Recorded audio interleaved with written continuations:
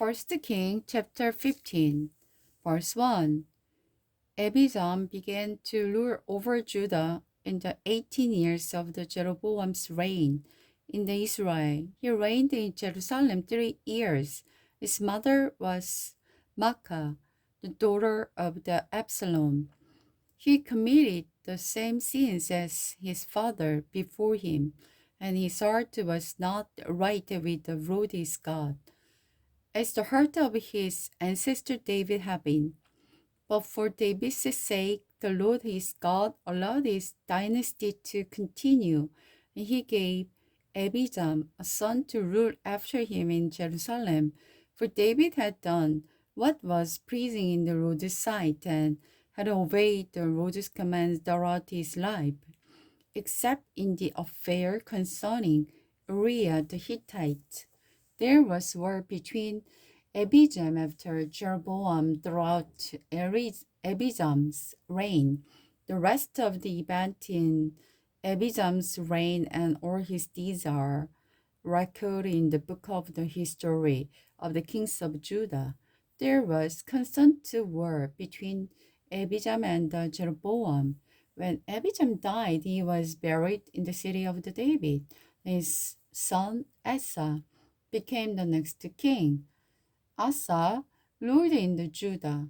Asa began to rule over Judah in the 20th years of the Jeroboam's reign in Israel. He reigned in Jerusalem for 41 years. His grandmother was Maacah, the daughter of Absalom. Asa did what was pleasing in the Lord's sight, as his ancestor David has done. He banished the Shunammite prostitute from the land and removed all the idol his ancestor had made. He even disposed his grandmother Maacah from her position as queen, mother, because she had made an obscene Asherah pole. He cut down the pole and burned it into the Kedra Valley. Although the pagan shrines were not completely removed, Asa remained faithful to the Lord throughout his life.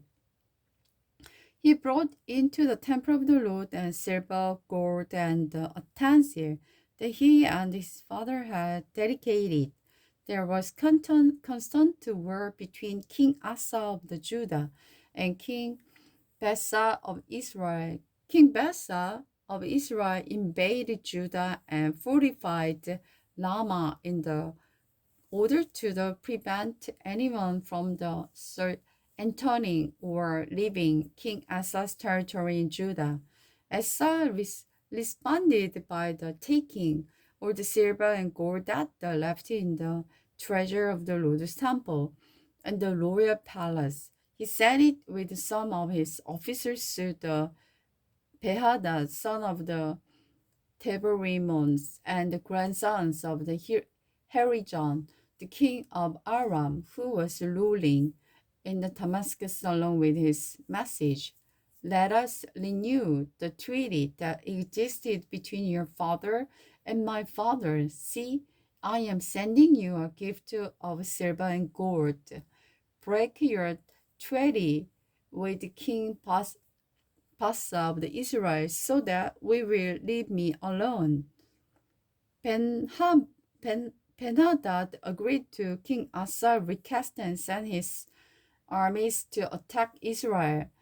They conquered the town of the Ijon, Dan, Ebebeth Makkah, and all the Kineas, all the land of the Naphtali. As soon as Baasha of Israel heard what was happening, he abandoned his project of the fortifying Ramah and withdrew to Tijah.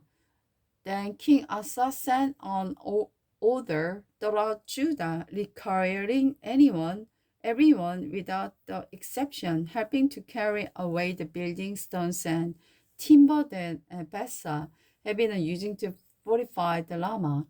Asa used this material to fortify the town of Geba and Benjamin and the town of the Mizpah. The rest of the event in Asa's reign, the the extent of his power and name of the city he built are recorded in the book of the history of the kings of Judah. In his old age, his feet became diseases. When Asa died, he was buried with his ancestors in the city of David. Then his son Jehoshaphat became the next king. Nadab ruled in Israel. Nadab, son of the Jeroboams, began to rule over Israel in second year of King Asa's reign in the Judah. He reigned in Israel 2 years, but he what was evil in the Lord's sight and followed the example of his father, continuing the sin of the adultery that the Jeroboam had led Israel to commit.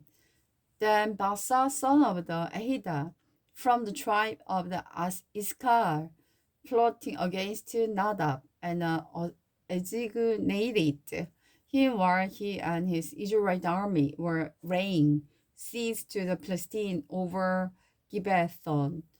Baasa killed Nadab in the 30 years of King Asa's reign in Judah, and he became the next king of Israel.